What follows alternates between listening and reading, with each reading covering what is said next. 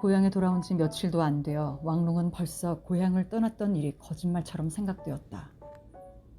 고향을 떠나 있었다는 것은 꿈이 아니었던가 하는 생각도 들었다. 사실 그의 몸은 고향을 떠나 있었을 망정 마음은 언제나 고향에서만 헤매었던 것이다. 그는 돌아오면서 은전 6잎으로 벼와 밀과 옥수수 등의 좋은 씨앗을 사왔다.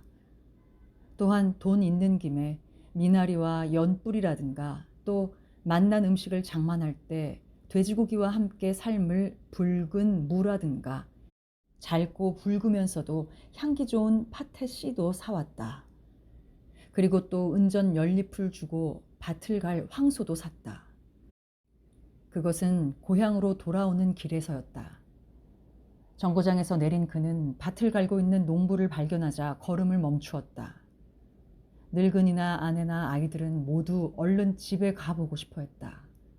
그러나 왕롱은 그 농부가 부리고 있는 황소에 눈이 팔렸다.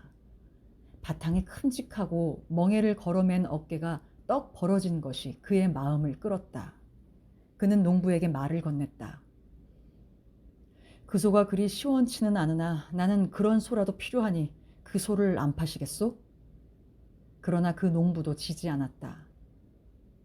여편네를 팔았으면 팔았지 이 소는 팔지 않겠소. 이제 3살 나서 한창 부리기 좋을 땐데. 농부는 왕롱을 거들떠보지도 않고 밭만 갈았다.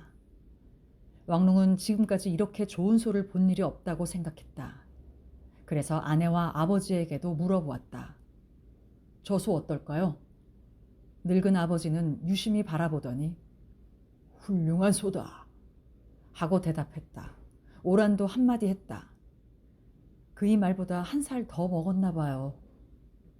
그러나 왕롱은 그 소가 힘이 세 보이고 또 미끈한 누런 털빛이나 검고 어글어글한 눈에 마음이 끌려서 사기로 결심했기 때문에 아무 대꾸도 없었다.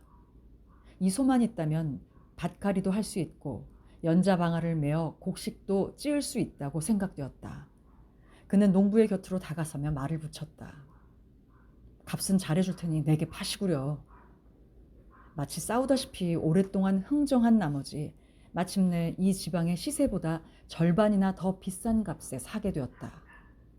왕롱은 농부가 달라는 대로 값을 치르자 멍에를 풀기가 바쁘게 고삐를 끌며 이것이 자기 것이 된 것을 좋아하며 집으로 향했다.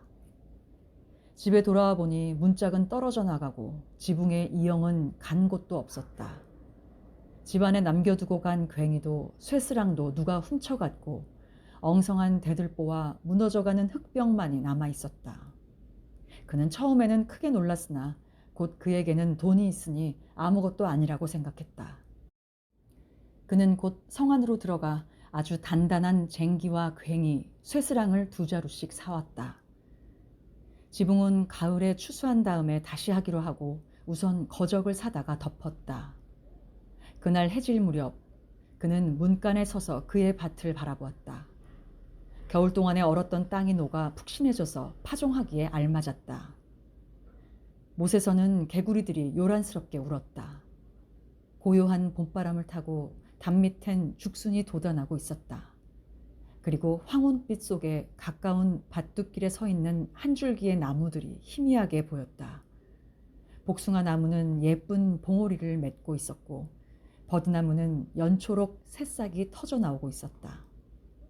이윽고 고요한 대지 위에 달빛 같은 은색의 은은한 안개가 피어올라 나뭇가지들을 감싸는 것이었다. 고향에 돌아온 왕롱은 한동안 다른 사람을 만나려 하지 않았다. 그는 언제나 혼자 밭에만 나가 있었다. 마을에 아무도 찾아가지 않았다. 간혹 지난 겨울에 죽지 않고 살아난 마을 사람들이 찾아와도 그는 퉁명스럽게 말했다. 누가 내 살인문을 부수었소? 쇠스랑과 괭이를 훔쳐간 놈이 어떤 놈이오? 또 내 집 지붕을 벗겨다 뗀 놈은 누구요? 그러나 그들은 모두 점잖은 군자처럼 머리만 저었다. 어떤 사람은 자네 삼촌이 그랬네 하고 말하기도 했다. 또 어떤 사람은 이런 흉년에 전쟁이 났으니 어딘들 비적이 없겠나 그런 세상에 누가 무얼 훔쳐갔느니 어떠니 할 나위 있나? 배고프면 누구나 도적질하는 게지. 하고 말했다. 이웃집의 칭서방이 기다시피 왕롱을 찾아왔다. 이 겨우내 비적들이 자네 집에 틀어박혀서 이 부근 마을을 노략질했지. 자네 삼촌이 비적들과 가까이 지냈다고들 하지만 이런 시절에 그런 풍설을 믿을 수 있나? 누구도 탓할 수 없는 노릇이야. 칭서방은 뼈만 앙상하게 남아있었다. 아직 45살도 안 되었는데 머리가 백발이었다. 그를 바라보던 왕롱은 갑자기 치근한 생각이 들었다. 자네는 우리보다 지내기가 더 어려웠던 모양이네. 뭘 먹고 살았는가? 칭서방은 또다시 한숨을 길게 내쉬면서 중얼거리듯이 말했다. 무엇인들 안 먹었겠나. 성 안에 가서 구걸하러 다닐 땐 개처럼 길바닥에 내버린 썩은 창자 같은 것도 주워 먹었지. 무슨 고기인지 알아보지도 못할 지경이었지. 그저 여편네는 짐승을 자기 손으로 잡을 사람이 못 되니까 어디서 주었거니만 생각하고 먹었지. 그리고 여편네는 나보다도 기운이 약해서 먼저 죽어버리고 딸년도 잇따라 죽을 것 같아 군인에게 주었지. 말을 끊은 칭서방은 울먹하며 섰더니 이윽고 다시 입을 열었다. 종자나 있다면 뿌려라도 보겠는데 그것도 없으니. 이 말을 들은 왕롱은 칭서방의 손을 잡고 이리 오게 하고 방 안으로 끌고 갔다. 그는 칭서방의 옷자락을 벌리고 남방에서 사가지고 온 씨앗을 나누어 주었다. 벼, 밀, 배추 등의 씨앗을 주면서 왕롱은 칭서방에게 말했다. 내일 자네 밭에 우리 소를 끌고 가서 갈아주지. 칭서방은 갑자기 훌쩍거렸다. 왕롱도 눈시울이 뜨거워지는 것을 참으며 성난 사람처럼 말했다. 자네가 내게 팥 한 줌 나누어 주던 것을 내가 잊을 줄 아나. 그러나 칭서방은 그칠 줄 모르고 흐느끼면서 돌아갔다. 왕롱으로서는 그의 삼촌이 마을에 남아있지 않은 것이 기뻤다. 어디로 갔는지 자세한 것을 아는 사람도 없었다. 성 안으로 갔다는 소문도 있으나 아무튼 마을에는 없었다. 계집애들은 모조리 팔아먹었다는 것이다.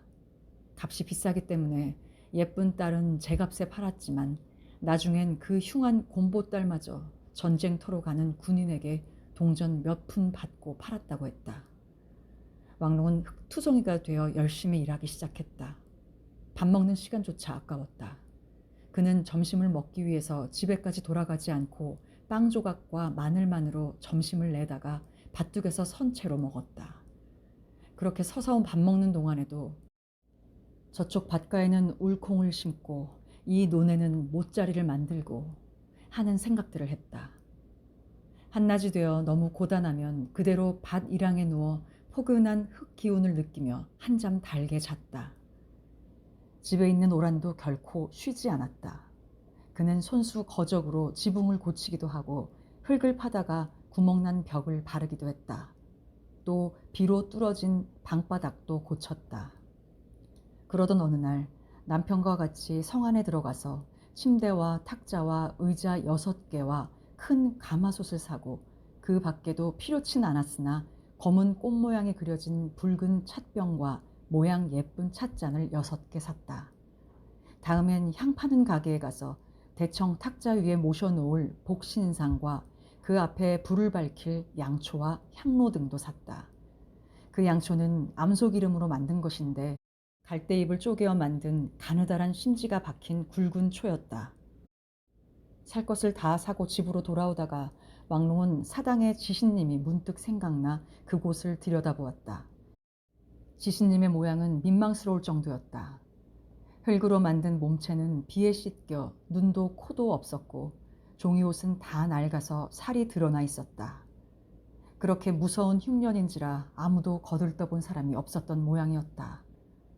왕롱은 고소한 듯이 한참 동안 바라보다가 이를 저지른 아이를 꾸짖는 것처럼 언성을 높였다. 사람을 못 살게 하면 그렇게 되는 거야. 왕롱의 집은 다시 새로워졌다. 대청 탁자 위에 향로가 놓이고 향불과 함께 큼직한 촛불이 춤을 추었다. 그리고 찻병도 찻잔도 놓여 있었고 침대도 있고 가구들도 갖추어졌다. 그의 침대 곁 봉창엔 새로운 종이를 바르고 문짝도 새로 달았다. 이렇게 되고 보니 왕롱은 지나친 행복이 새삼 두려워졌다. 오라는 임신하여 배가 불룩했다. 아이들은 강아지처럼 집 안팎으로 뛰어다니고 늙은 아버지는 양지 쪽에 기대어서 졸기만 하는 것이 무한히 만족한 모양이었다. 그는 졸면서도 빙긋이 웃는 것 같았다. 그의 눈에선 벼가 무럭무럭 자라고 심어둔 콩은 껍질을 쓴 채 땅에서 고개를 뾰족뾰족 내밀었다. 돈을 아껴만 쓴다면 가을까지는 먹고 살 수 있었다. 왕롱은 먼 하늘을 바라보았다. 흰 구름이 덩실덩실 흘러갔다. 곡식이 자라는 들이나 그 자신이나 모두 햇볕과 비가 알맞아 느긋한 느낌이었다.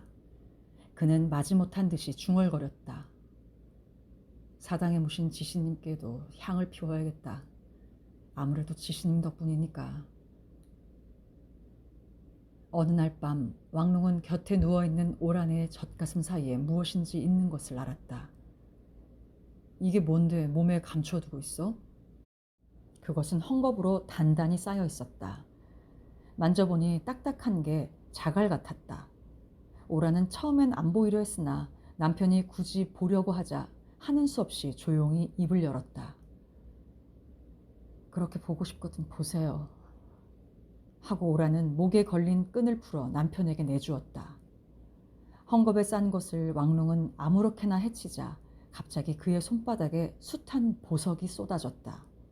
왕롱은 깜짝 놀랐다. 이만한 보석이 한 곳에 모여 있다는 것은 꿈에도 생각할 수 없었다. 수박 속같이 붉은 것, 밀빛같이 누런 것, 봄에 움트는 새싹 같은 연한 녹색인 것, 땅에서 솟아오르는 샘물처럼 맑은 것 등등 왕롱으로서는 보석의 이름도 알 수 없었다. 그에겐 보석들이 아무 인연 없는 것이었기 때문에 이 보석들이 어떤 것인지 알 수 없었다.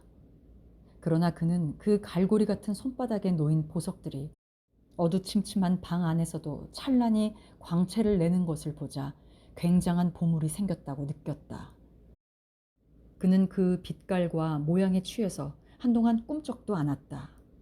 오란도 묵묵히 바라보고만 있었다. 왕롱은 말을 더듬었다.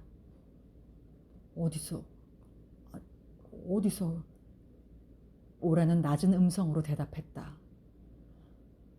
그때 남방 부잣집에서요. 그건 아마 첩이 가졌던 보물인가 봐요. 그때 사람들 틈에 끼어서 어떤 방에 들어가니까 벽돌 한 개가 비뚤어진 게 이상하게 보이길래 가만히 있다가 혼자 빼보았더니 번쩍이길래 소매 속에 넣어왔지요. 그걸 어떻게 알았어? 왕롱은 감탄하면서 낮은 음성으로 다시 물었다. 오라는 입가에 웃음을 띄웠다. 그녀가 눈으로 웃는 일이라고는 없었다.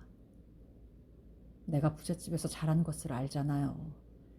부자 양반들이란 언제나 안심하지 않아요. 어느 해인가 흉년 때 황부잣집에 비적이 들어온 적이 있는데 그때도 우리들 종이랑 첩이랑 그리고 큰 마님까지 정신없이 도망가는데 보니까 가졌던 보물들을 그렇게 벽돌 속에 감춰두더군요. 다시 두 사람은 묵묵히 그 많은 보석에 정신없이 눈을 팔고 있었다. 이윽고 왕롱은 숨죽인 소리로 입을 열었다. 이렇게 많은 보물을 가지고 있다가는 화를 당할 거야. 팔아서 땅을 사두어야 마음이 놓이지. 소문이 나면 당장에 비적이 몰려들어 우리들을 죽이고 빼앗아갈 거야. 빨리 팔아서 토지로 바꾸어 두어야만 마음 놓고 잘 수 있지. 이렇게 말한 왕롱은 불이 나게 보석을 헝겊으로 싸서 끈으로 단단히 묶어 허리춤에 넣으면서 무심코 아내의 얼굴을 바라보았다.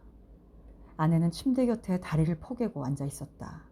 언제나 아무 표정이 없던 오란의 얼굴에 어떤 욕망의 불길이 타오르는 것 같았다. 왜 그러는 거야? 하고 왕롱은 의아스러운 듯이 물었다. 그거 다 팔 거예요? 오란의 음성은 떨렸다. 팔지 않고 어떻게 해.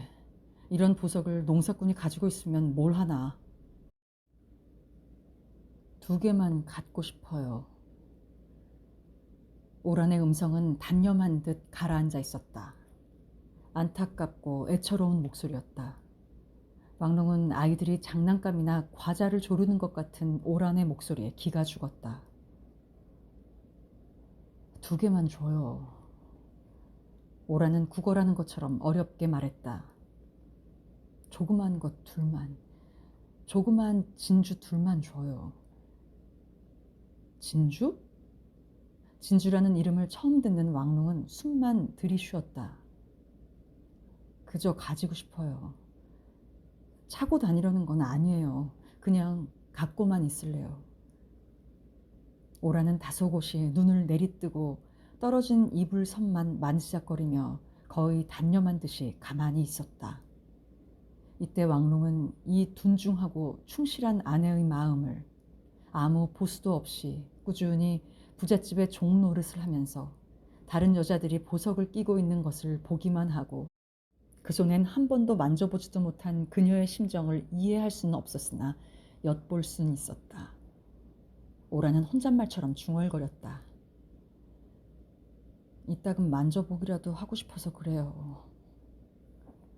왕롱은 저도 모르는 무엇에 감동되어 허리춤에 넣었던 보석을 꺼내 묵묵히 아내 앞에 내놓았다. 오란의 갈고리 같은 손이 황홀한 보석 가운데서 움직이더니 두 개의 흰 진주를 가려냈다. 오라는 그 두 개를 내어놓고 나머지는 다시 헝겊에 싸서 남편에게 돌려주었다. 그리고 그녀는 그 두 개의 진주를 다른 헝겊으로 싸서 젖가슴에 넣었다. 그녀는 퍽이나 만족한 표정이었다. 왕롱은 아내가 하는 짓을 어처구니 없다는 듯이 바라보았다. 아무리 생각해도 이상한 일이었다. 그 후에도 아내를 대할 때마다 혼자 생각해보는 것이다. 마누라는 지금도 그 진주를 품속에 지니고 있을 테지. 그러나 왕롱은 아내가 그 진주를 꺼내어 들여다보는 것을 한 번도 본 적이 없었다. 또 그들은 그 진주에 대해서 한 번도 서로 말한 적이 없었다. 왕롱은 그가 가지고 있는 보석을 어떻게 할까 하고 여러 가지로 궁리한 끝에 황부잣집에 가서 아직도 팔 땅이 있는지를 알아보고 결말짓기로 작정했다. 황부잣집을 찾아가니 그 사막 위의 털을 만지작거리며 거만을 부리던 문지기는 없었다. 그 큰 대문은 굳게 닫혀져 있었다. 왕롱은 그 문짝을 두 주먹으로 쾅쾅 쳤으나 아무도 나오지 않았다. 대문 앞을 지나가던 사람이 왕롱을 이상스럽게 흘겨보고 아는 체를 했다. 자꾸 두들겨보. 영감님이 일어나 있으면 나오리다. 그렇지 않으면 그 미친 개 같은 종년이 마음 내키면 열어줄게요. 그는 끈기 있게 두들겼다. 마침내 문 안에서 천천히 걸어 나오는 발자국 소리가 들렸다. 그러나 그 발자국 소리는 이어졌다 끊어졌다 하면서 고르지 못했다. 이윽고 쇠빗장을 빼는 소리가 들리고 이어서 삐걱거리며 대문이 겨우 움직이자 누구요? 하고 침통한 음성이 들렸다. 왕롱은 깜짝 놀라 소리를 높여 대답했다. 나요. 성밖의 왕롱이요. 왕롱이 누구야? 문안 음성은 노한 것 같았다. 왕롱은 그 녹이 있는 음성으로 미루어 이 집 주인 영감이라고 짐작되었다. 그 말투가 청직이나 종년을 부리던 입버릇 그대로였기 때문이다. 그래서 왕롱은 아까보다 겸손하게 말했다. 노대인, 조금 볼 일 있어서 왔는데요. 뭐 영감님에게 아뢰지 않아도 대리인을 만나서 말씀드릴까 합니다만. 그놈? 그 개 같은 놈은 벌써 몇 달 전에 달아나고 없네. 영감은 대문을 삐끔히 열고 열린 틈 사이로 입을 내밀고 대답했다. 이 말을 들은 왕롱은 어떻게 하면 좋을지 몰랐다. 중간에 다른 사람을 넣지 않고 영감과 직접 흥정하기는 곤란한 일이었다. 품속에 들어있는 보석은 불꽃처럼 뜨거웠다. 한시바삐 그것을 주워버리고 보석보다 가치 있는 땅을 얻고 싶었다. 지금 그가 가지고 있는 씨앗만 해도 지금 소유한 토지가 2배로 되어도 풍족한 것이다. 그리고 그는 비옥한 황부자의 토지에 강렬한 매력을 느끼고 있는 터였다.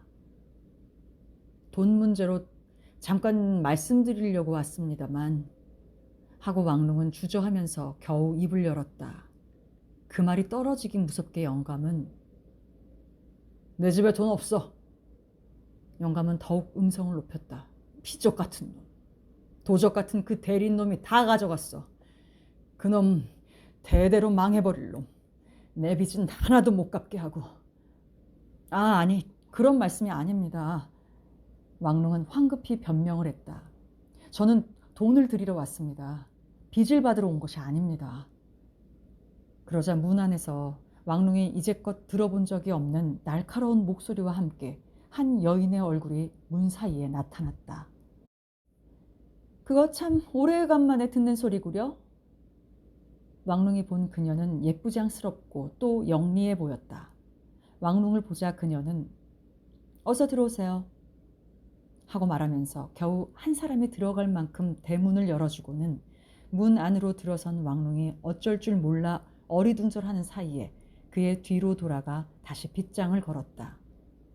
영감은 저만큼 서서 쿨룩거리며 왕롱을 멍하니 바라보았다. 때 묻은 잠옷을 입었는데 털 비단을 댄 안이 들여다 보였다.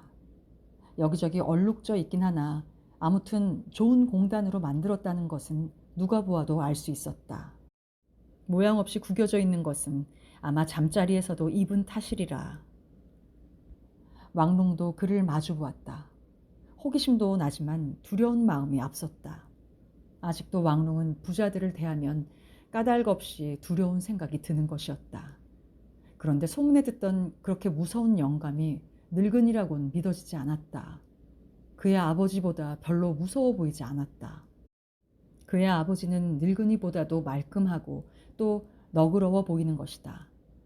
전날에 그렇게 비대하던 영감이 지금은 모양 없이 여위고 피골이 상접했다. 오랫동안 얼굴도 안 씻은 모양이었다. 누런 손으로 실룩거리는 턱을 만지작거리면서 이따금 입술을 문지르며 손을 떨었다. 그러나 여인은 꽤 아름다웠다. 오뚝한 콧날, 날카로워 보이는 검은 눈매, 단단하고 맑은 탄력 있는 살결과 볼과 입술은 연지를 찍은 듯했다. 새까만 머리털은 검은 거울처럼 매끄럽게 빛났다. 말투로 보아 이 집 가족은 아니고 종임을 알 수 있었다. 음성도 날카로운데 아무렇게나 혀를 조잘거렸다. 그런데 이 두 사람, 한 여인과 영감 이외에는 그렇게도 많은 노비들이 분주하게 일하던 이 앞들에 아무도 없었다. 무슨 볼일이요? 돈 이야기라고요? 여인은 날카로운 음성으로 물었다. 그러나 왕롱은 머뭇거렸다. 그는 황노인 앞에선 입을 열고 싶지 않았다. 그러자 영리한 여인은 왕롱의 기분을 눈치채고 영감을 돌아다보며 소리를 질렀다. 저리 좀 비켜줘요. 영감은 아무 말도 없이 조용히 비틀거리면서 물러갔다. 기침을 하면서 비단으로 된 신을 덜거덕거리며 걸어갔다. 여인과 단둘이 남자 왕롱은 무슨 말을 해야 할 줄 몰랐다. 그는 사방이 갑자기 고요해진 것이 지극히 어색했다. 그는 안뜰 안을 힐끗 들여다보았으나 거기에도 사람은 보이지 않았다. 쓰레기가 산더미처럼 쌓여있고 지푸라기, 대나무 가지, 마른 솔잎, 시든 꽃나무들이 난잡하게 널려있는 모양이 오랫동안 비지를 하지 않은 것 같았다. 참 답답한 양반도 있네. 여인의 날카로운 음성에 왕롱은 깜짝 놀랐다. 도대체 당신의 볼 일이란 게 뭐예요? 돈이 있거든 이리 내놔요. 아니요. 왕롱은 조심스럽게 말했다.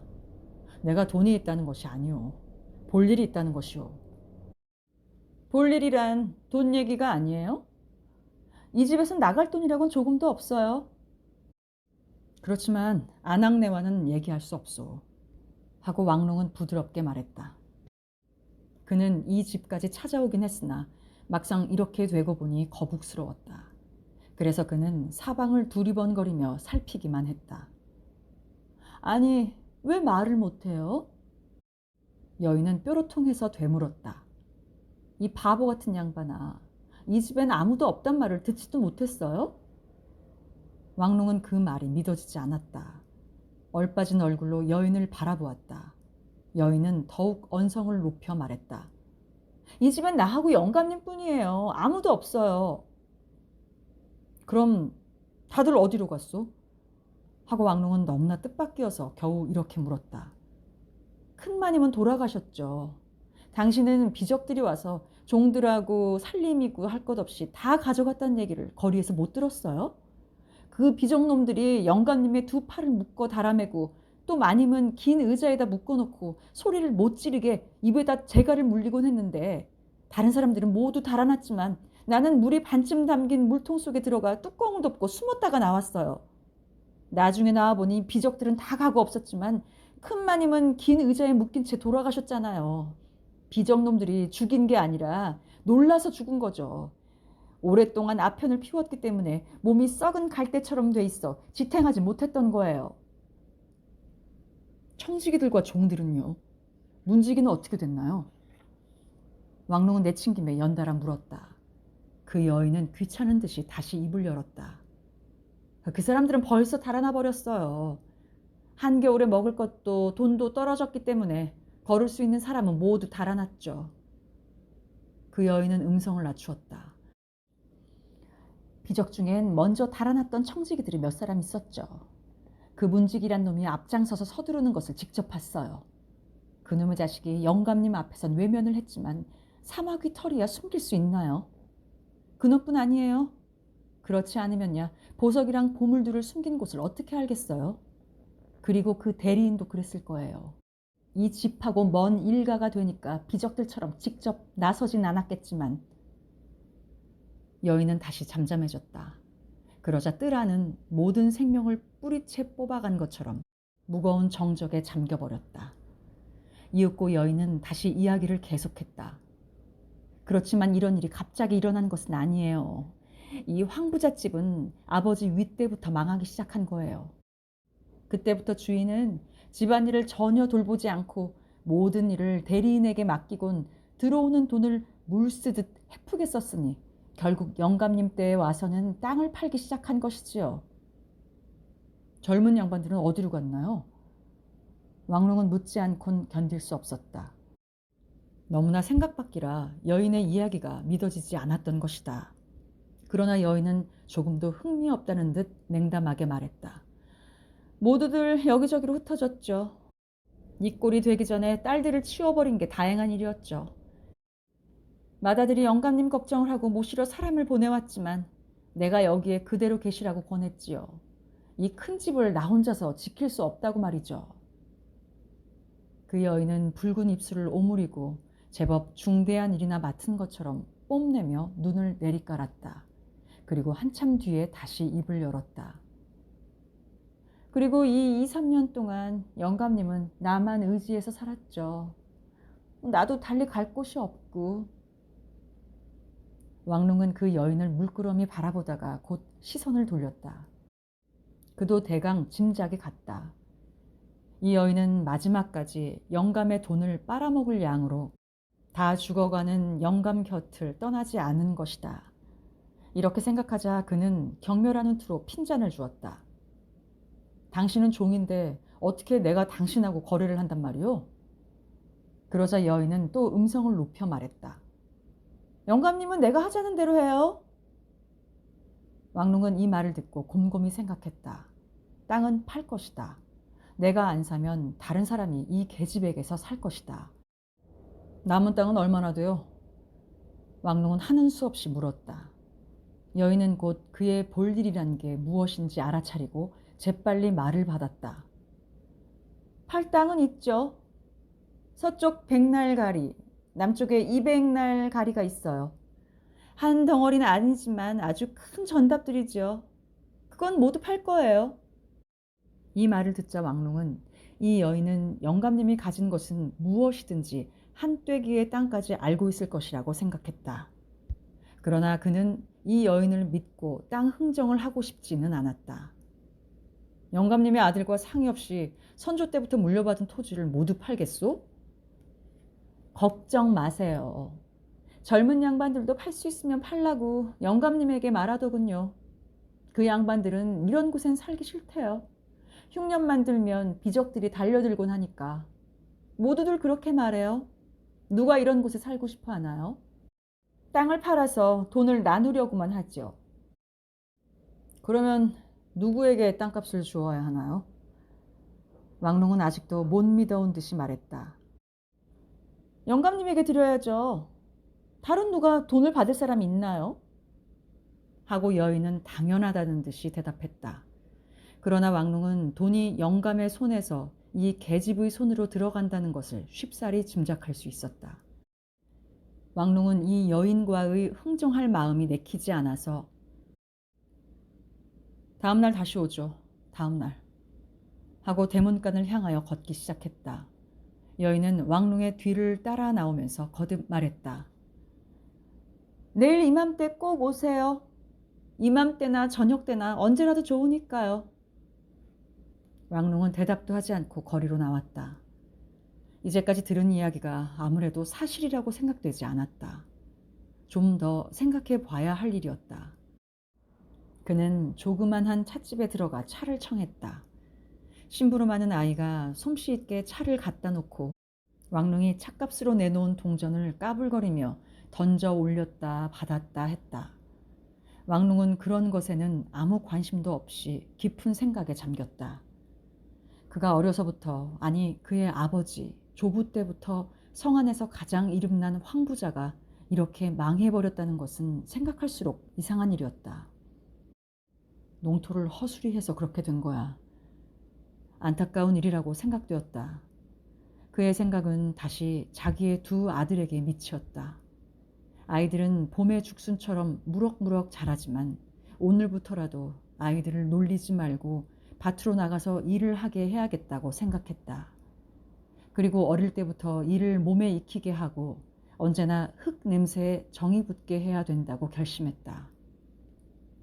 왕롱은 품속에 들어있는 보석이 무겁고 뜨겁게 자기를 짓누르는 것 같아 공포를 느꼈다. 이런 생각을 하는 동안에도 무거운 생각이 머리에서 떠나지 않았다. 지금이라도 누가 그의 누더기 속에서 찬란히 번쩍이는 빛을 보고 소리칠 것 같았다. 이봐라! 너 같은 놈이 임금이나 가지고 다니는 보석을 가지고 다니다니! 하고 소리를 칠 것만 같았다. 그는 한시라도 빨리 보석을 땅으로 바꾸어야만 안심할 수 있을 듯 했다. 그는 가게 안이 조용해지는 것을 보자 주인에게 말을 건넸다. 미안하지만 성안의 얘기를 좀 들려주쇼. 나는 지난 겨울 동안 다른 데 가 있어서. 찻집의 주인이라면 그런 이야기를 잘 알고 있는 법이다. 더구나 자기가 마시는 찻값을 손님이 치러주면 그것을 마시면서 이야기하는 것을 좋아했다. 그는 불이 나게 왕롱 앞에 마주 앉았다. 생쥐처럼 생긴 얼굴에 한쪽 눈은 찌그러지고 사팔눈이었다. 까맣게 기름때가 묻은 옷을 입고 있었다. 그는 차를 팔기도 하지만 자기 손으로 음식을 만들어 팔기도 했다. 그는 인류 요리사는 깨끗한 옷을 입지 않는다는 옛말이 있지요 라는 말을 짓거리기 좋아하며 자기의 누추한 옷차림은 당연하고 또 필요한 것이라고 믿는 것이었다. 그는 자리에 앉자마자 곧 입을 열었다. 글쎄요. 흉년으로 사람들이 모두 굶었다는 얘기는 아는 얘기고 다른 얘기라곤 황부잣집에 굉장한 비적이 들었다는 얘기가 있죠. 왕롱이 듣고 싶어하는 이야기는 바로 그것이었다. 주인 사내는 모르는 일이 없다는 듯이 짓거리기 시작했다. 그 집의 종년들이 발악을 하면서 끌려갔다는 둥, 뒷방의 첩들이 모두 강간을 당했다는 둥, 어떤 사람은 쫓겨나가고 어떤 사람은 끌려갔다는 둥 많은 이야기를 소상하게 하고는 이렇게 말을 맺었다. 그러니까 그 집에는 아무도 없죠. 남은 사람이라야 영감하고 영감님을 섬기는 척하는 뚜첸이란 종년뿐이죠. 그 계집은 벌써 오랫동안 영감방에 살았어요. 다른 계집들은 늘 바뀌었지만 그 계집만은 그대로 남아있죠. 영리한 계집이라 황영감은 그 계집에게 항상 바보가 되고 마는걸요. 그렇다면 이젠 아무거나 그 계집 마음대로 되겠군요. 하고 왕릉은 주인의 대답을 기다렸다. 그렇겠죠. 당분간은 제멋대로 할 거예요. 그렇기 때문에 이 동네에서 긁어모을 수 있는 건 모두 긁어모으고 집어삼킬 수 있는 것은 모조리 집어삼켜 보자는 것이죠. 아무튼 그 집 아들들이 자기들 일이 끝나면 돌아올 것이니까 그렇게 되면 제 아무리 충성스러운 채 햇대자 별 수 없이 쫓겨날 테니까요. 벌써 한평생 먹고 살 만큼은 마련했을걸요. 설사 100년을 산데도 넉넉할 거예요. 그럼 아직도 땅이 남았을까요? 왕릉은 몸이 달아서 물었다. 땅이요? 주인은 영문 모를 일이라는 듯이 되물었다. 땅이라는 말은 아무 의미도 없는 것이었다. 황부자 집의 토지를 판다고 하지 않느냔 말이오. 왕릉은 더욱 몸이 달아서 말소리조차 떨렸다. 아, 그 집 땅 말이로군요. 하고 주인은 대수롭지 않은 듯이 대꾸했다. 그때 마침 손님이 들어와서 그는 자리에서 일어서면서 말을 이었다. 판대요. 그렇지만 묘지는 안 판대요. 몇 대나 조상이 묻혀 있다나요? 들어야 할 것은 다 들었기 때문에 왕릉은 가게에서 나와 다시 황부자 집으로 향했다. 아까 만났던 여인이 대문을 열어주었다. 왕릉은 들어가지도 않고 그 자리에서 말을 걸었다. 영감님의 땅 문서에 자기 도장을 찍을 거요? 여인은 왕릉을 뚫어지게 쳐다보면서 대답했다.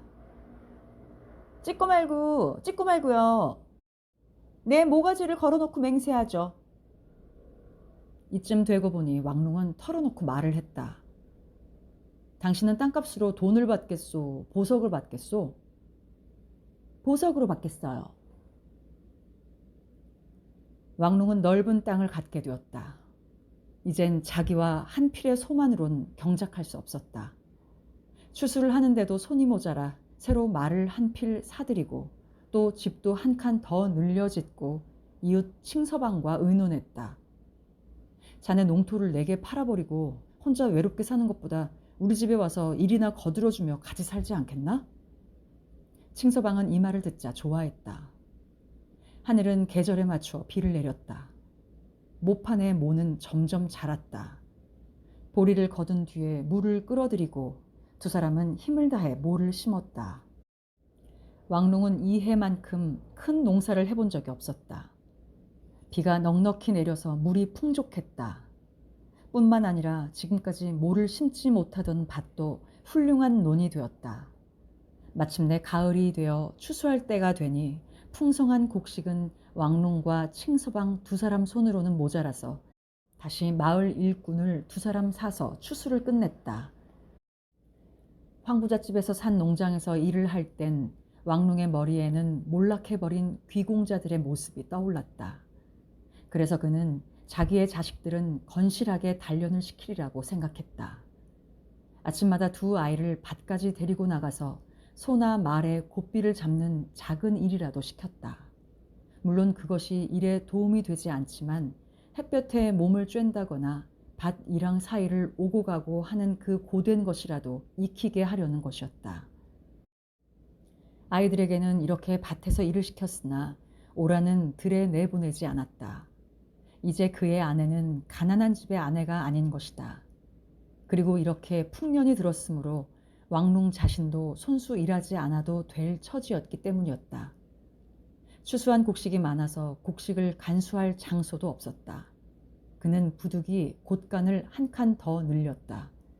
그렇지 않고서는 집안이 좁아 몸도 움직이지 못할 정도였다. 또 그는 돼지 3마리와 닭 몇 마리를 사서 흩어진 곡식을 먹게 했다.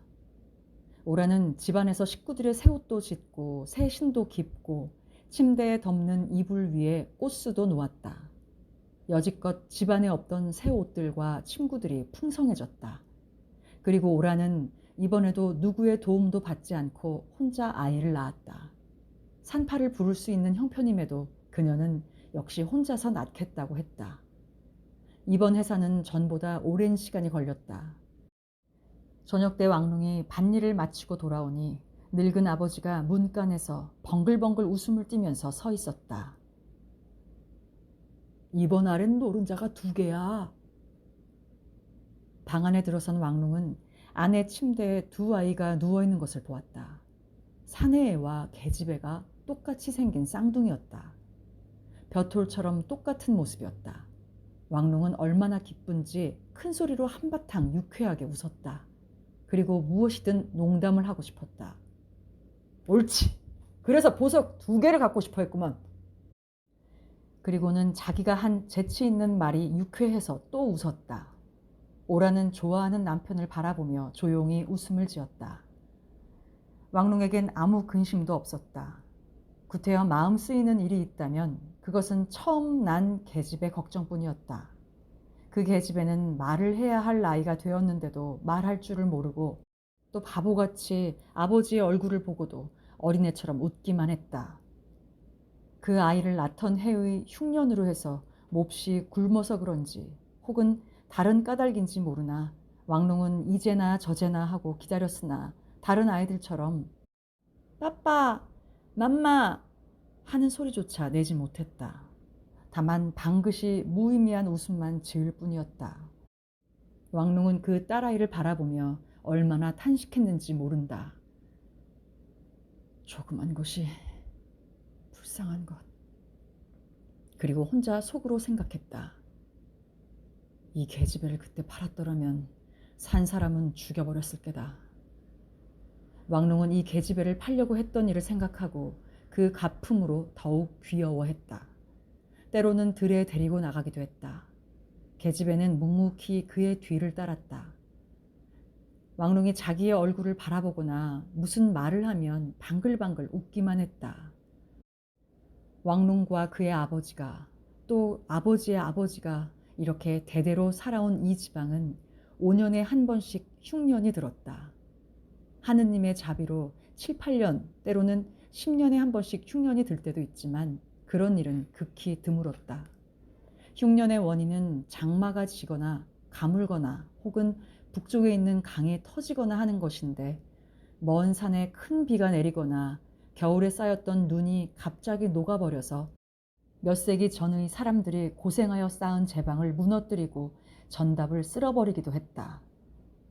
사람들은 이런 흉년을 당할 때마다 멀리 떠나갔다가 이듬해에 다시 돌아오곤 했다. 그러나 왕룽은 흉년이 들어도 고향을 떠나지 않고 지난 해에 쌓아둔 곡식으로 다음 해까지 먹을 수 있도록 열심히 생활의 터전을 닦았다. 이러한 그의 결심을 하느님도 도왔는지 10년 동안이나 풍년이 계속되었다. 해마다 1년 동안 먹고도 남을 만큼 많은 곡식을 거두었다. 머슴도 이제는 7사람이 되었기 때문에 그의 집 뒤에 새로 집을 짓기로 했다. 뜰을 내다볼 수 있는 큰 방과 그 양쪽에 2개의 작은 방을 달았다. 지붕은 기와를 이고 벽은 밭에서 떠온 흙을 이겨서 쌓아 올리고 겉에 회를 발라 깨끗하게 보였다. 그의 가족은 이 새 집으로 옮기고 앞에 있는 헌집에는 칭서방과 머슴들을 들게 했다. 이 즈음에 와서 왕룽은 칭서방을 여러 가지로 다루어 본 결과 그가 정직하고 충실하다는 것을 알고 그로 하여금 머슴에 대한 감독을 하게 하고 그 대우도 후하게 했다. 따라서 먹는 것 외에도 매달 은전을 2닙씩 주었다. 왕룽은 항상 그에게 많이 먹기를 권했으나 칭서방은 언제나 살이 오르지 않았다. 한결같이 말라 있어서 생기가 없어 보였으나 일에는 지극히 열심이었다. 새벽부터 해가 저물 때까지 그는 쉬지 않고 부지런히 묵묵히 일만 했다. 할 말이 있으면 나지막이 말할 뿐 묵묵히 일만 할 때가 그는 가장 행복한 것 같았다. 몇 시간이라도 가래를 움직이면서도 쉬지 않았다. 그리고 새벽과 해질녘엔 물이나 거름통을 져다가 밭에 뿌렸다. 칭서방은 아무 말 없이 일하면서도 일꾼들에 대한 감독을 잘한다는 것을 왕룽은 알고 있었다. 머슴들 중에 누가 매일 대추나무 밑에서 너무 낮잠만 잔다거나 여럿이 같이 먹는 밥상에서 두부를 보통 사람의 2몫이나 먹는다거나 타작하는 날 자기 여편네나 자식들을 오게 해서 도리깨질하는 밑에 떨어진 곡식을 슬쩍 집어가게 하는 것을 보면 잘 기억해 두었다. 그리고 추수가 끝나 왕릉과 일꾼들이 한자리에 모여 잔치를 하는 자리에서 왕릉에게 귀뜸해 주었다. 저 사람과 저 사람은 내년에 쓰지 맙시다. 하고 칭서방은 말했다. 두 사람 사이의 정은 이제 형제나 다름없었다. 보통 형제와 다른 것은 나이 적은 왕릉이 형이 되고 또 칭서방도 그가 남에게 고용되어 남의 집에 살고 있다는 것을 잊지 않는다는 것뿐이었다. 5년이 지난 무렵부터 왕릉은 직접 밭에 나가서 일할 틈이 없었다. 토지가 너무 많아져서 농사 관리라든가 생산물의 판매라든가 일꾼들을 지휘하는 일만 해도 바빴던 것이다. 이 즈음에 그가 가장 불편을 느끼는 것은 글을 모르는 일이었다. 종이에 붓과 먹으로 쓰여진 글자를 읽을 수 없는 것이 매우 부끄러웠다. 특히 그가 곡물을 매매하는 상점에서 쌀이나 밀을 파는 계약을 할 때는 그렇지 않아도 코가 높은 장사꾼들에게 허리를 굽히면서 미안하지만 이것 좀 읽어주시오. 난 무식해서 글을 모릅니다. 하고 부탁하는 것이 무엇보다도 부끄러웠다. 그리고 계약서에 서명할 때 이름을 대신 써달라고 하는 것도 그러했다. 하찮은 점원들까지도 그런 대피를 할 때면 그를 아주 경멸하듯이 마구 휘갈겼다. 더구나 대피라는 사람이 짓궂게 농담을 걸면 더욱 견딜 수 없는 노릇이었다. 왕룽. 룽자가 용룽자인가 귀머거리 룽자인가? 그럴 때면 왕룽은 이렇게 대답할 수밖에 없었다. 아무렇게나 쓰시죠. 난 무식해서 제 이름조차 모릅니다. 어느 해 가을에 곡물가게에 간 왕룽은 거기에서도 같은 조롱을 받았다. 마침 한낮이라 거래도 끊어져 점원들은 시간을 보내기가 무료한 판이므로 대수롭지 않은 일에도 모두들 웃어댔다. 왕룽의 아들 같은 놈들까지도 웃어대는 것을 본 그는 매우 불쾌하여 집에 돌아왔다. 그의 밭을 지나면서도 중얼거렸다. 성한 놈들은 한치 땅도 못 가진 주제에 내가 종이에 쓴 그놈의 글자를 못 알아본다고 거위 같은 소리로 비웃었지. 어디 두고 보자. 그러나 분노가 가라앉고 보니 생각되는 것이 있었다. 아무튼 내가 못 읽고 못 쓰니 부끄러운 노릇이다. 이제부터 큰 놈은 농사일을 시키지 말고 성한 서당에 보내자.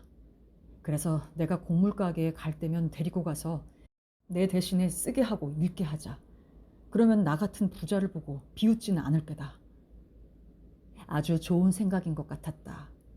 그는 그날 곧 큰아들을 불렀다. 큰아들은 이해에 12살인데도 키가 퍽 컸다. 광대뼈도 크고 손발이 큰 것은 자기 어머니를 닮았지만 눈은 아버지를 닮아서 날카로워 보였다. 넌 오늘부터 들에 가지 말고 서당에 가서 글을 배우도록 해라. 글을 배워야 계약서도 쓰고 내 이름도 대신 쓰게 되니까. 소녀는 햇볕에 그을은 얼굴을 붉히면서 눈을 반짝였다. 아버지, 저도 2년 전부터 서당에 가고 싶었지만 말하지 못했어요. 그러자 이 말을 엿들은 작은 아들이 뛰어들어와 자기도 서당에 가겠다고 울면서 떼를 썼다. 작은 놈은 말을 배우고부터 아주 고집이 세고 무엇이든 형과 같이 해주지 않으면 절대로 터뜨린 울음을 그치지 않았다. 이때도 아버지에게 억지를 부렸다. 그러면 나도 들에 안 나갈 테야. 형은 서당에 가만히 앉아서 글을 배우는데 나만 머슴처럼 일하란 말이야? 난 아들이 아닌가 뭐. 왕롱은 이 둘째 놈의 고집엔 언제나 이기지 못했다. 그래서 얼른 승낙해주고 말았다. 그래. 같이 가거라. 어느 때 어떤 놈이 일을 당할지 모르니까. 그땐 어떤 놈이든 쓰일 테니. 왕롱은 아내를 성안에 보내 두 아들의 두루마기감을 떠오게 하는 한편 자기는 문방구점에 가서 종이와 붓, 먹, 벼루 등을 마련했다. 사실 그는 이런 것들을 갖추어주고 또 서당에 찾아가 입학에 대한 절차까지도 끝냈다. 서당은 서문 가까이에 있는데 선생은 옛날에 과거에서 떨어진 어떤 늙은 노인이었다. 그 훈장은 그의 집 가운데 방과 책상 몇 개와 긴 의자를 갖다 놓고 명절 때마다 약간의 곡식을 받고 아이들을 가르치고 있었다. 아이들이 공부에 게으름을 피우거나 배운 글을 잘못 읽을 때면 언제나 커다란 접는 부채로 때리곤 하기 때문에 아이들은 아침부터 늦도록 공자왈, 맹자왈 하고 읽었다. 그러나 따뜻한 봄날이나 여름날에는 아이들도 좀 쉴 수 있었다. 점심 후인 그때쯤 나이 많은 훈장은 꼬박꼬박 졸고 마침내 그 조그마한 방이 떠나가도록 코를 골기도 했다. 그러면 아이들은 때를 만난 것처럼 소곤거리고 가만가만 장난을 시작했다. 어떤 놈은 제멋대로 우스꽝스러운 그림을 그려서 서로 보여주곤 했다. 어떤 놈은 늙은 훈장이 코를 골면서 아무렇게나 벌리고 있는 입속으로 파리가 날아드느니 안 드느니 하고 내기를 하기도 했다. 그러나 이 늙은 훈장은 이렇게 졸다가도 갑자기 눈을 뜨는 버릇이 있었다. 마치 졸지 않았다는 듯 슬그머니 눈을 뜨고 아이들이 눈치채기 전에 곁에 두었던 부채로 때리는 소리와 맞는 놈의 우는 소리가 이웃까지 들렸기 때문에 이웃 사람들은 이렇게 칭찬했다. 거참 열심히 가르치는 훈장이야. 왕릉이 그의 두 아이들을 이 훈장 밑으로 보낸 것도 그런 소문을 들었기 때문이다. 아이들을 처음으로 서당에 데리고 가는 날 왕릉은 아이들보다 앞서서 걸었다. 부자가 나란히 걷는 법이 아니기 때문이었다. 그는 푸른 보자기에 달걀을 싸가지고 가서 훈장에게 내놓았다. 왕릉은 그 훈장에 큰 노태 안경과 품 넓은 검은 두루마기와 겨울에도 커다란 부채를 들고 있는 위엄에 기가 질려서 지극히 공손한 태도로 넙죽이 절을 했다. 훈장님, 여기 제 자식들을 데리고 왔습니다. 제 자식놈은 머리가 둔해서 먹물을 넣자면 자주 때려야 하실 겁니다. 아무쪼록 많이 때려서 잘 가르쳐 주시기 바랍니다. 두 아이는 한쪽에 서서 책상 앞에 앉아있는 학생들을 바라보았다. 그들도 이 신입생을 힐끗힐끗 쳐다보고 있었다. 두 아들을 서당에 남겨두고 집으로 돌아가는 왕릉은 뛸 듯이 자랑스러웠다. 그 서당에 있는 여러 아이들 중에 그의 아들처럼 키가 크고 건장한 얼굴을 한 아이는 하나도 없었기 때문이다. 성문을 지나올 때 마을의 사람을 만났다. 어디 갔다 오느냐고 묻는 말에 그는 대수롭지 않은 일같이 자식놈들을 서당에 보내고 오는 길이요? 하고 자랑했다. 마을 사람의 깜짝 놀라는 눈치를 본 왕릉은 더욱 아무렇지도 않은 듯이 덧붙여 말했다. 이젠 자식놈에게 농사일을 시키지 않아도 되니까 글이나 많이 가르쳐 볼 작정이요. 그러나 그 마을 사람과 지나친 뒤에 그는 속으로 이렇게 생각했다. 큰 놈이 공부를 잘해서 높은 벼슬을 할지도 모르지. 이날까지 두 아이는 다만 큰애, 작은애라고만 불려왔다. 훈장은 그들에게 처음으로 이름을 지어주었다. 훈장은 그들의 아버지의 직업을 물은 뒤에 형을 뭉언, 작은 놈은 뭉운이라고 했다. 돌림자인 뭉자는 땅을 갈아서 부자가 되었다는 뜻이었다.